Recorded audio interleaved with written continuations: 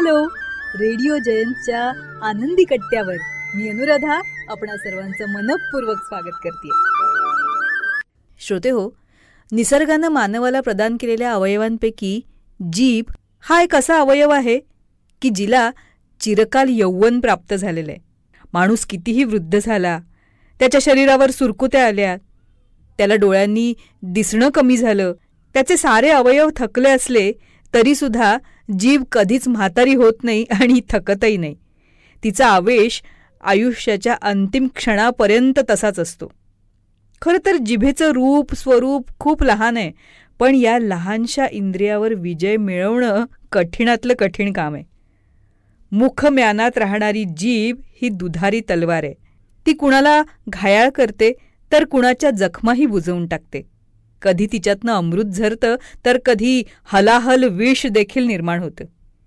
जिभेची जमीन अशी विचित्र आहे ना की तिथे फुलं फुलतात तसं काटेसुद्धा उगवतात.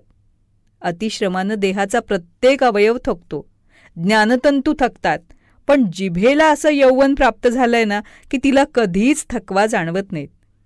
अनेक प्रकारच्या प्रचंड शक्ती धारण करणाऱ्या या इवल्याशा जिभेवर ताबा मिळवणं हे फार दुष्कर काम आहे. आणि जे लोक जिभेवर ताबा मिळवू शकतात ते तितक्याच प्रमाणात खऱ्या आनंदानं जीवन जगू शकतात. याविषयी तुकाराम महाराजांनी अतिशय सुंदर लिहून ठेवलंय. ते म्हणजे घासावा शब्द, तासावा शब्द, तोलावा शब्द बोलण्यापूर्वी. शब्द हेची कातर, शब्द सुई दोरा, बेतावेत शब्द शास्त्राधारे.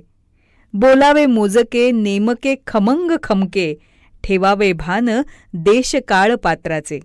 बोलावे बरे, बोलावे खरे, कोणाच्याही मनावर पाडू नये चरे.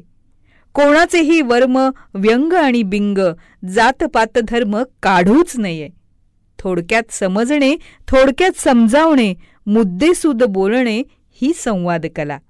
शब्दांमध्ये झळकावी ज्ञानकर्मभक्ती, स्वानुभवातून जन्मावा प्रत्येक शब्द. शब्दामुळे दंगल, शब्दांमुळे मंगल, शब्दांचे हे जंगल जागृत राहावं. जिभेवरी ताबा सर्व सुखदाता, पाणी वाणी नाणी नासू नये. रसिक हो, जिभेच्या माध्यमातून बाहेर पडणारे हे शब्द आपले आणि दुसऱ्याच्या आयुष्यात आनंद पेरण्यासाठी किती महत्त्वाचे असतात हे आपण जाणतोच. तेव्हा या दुधारी तलवारीचा वापर आपण समयसूचकतेप्रमाणे करणं हेच खरं इष्ट. तर श्रोते हो, हा होता आजचा आनंदी कट्टाचा एपिसोड. तुम्हाला कसा वाटला हे आम्हाला जरूर कळवा.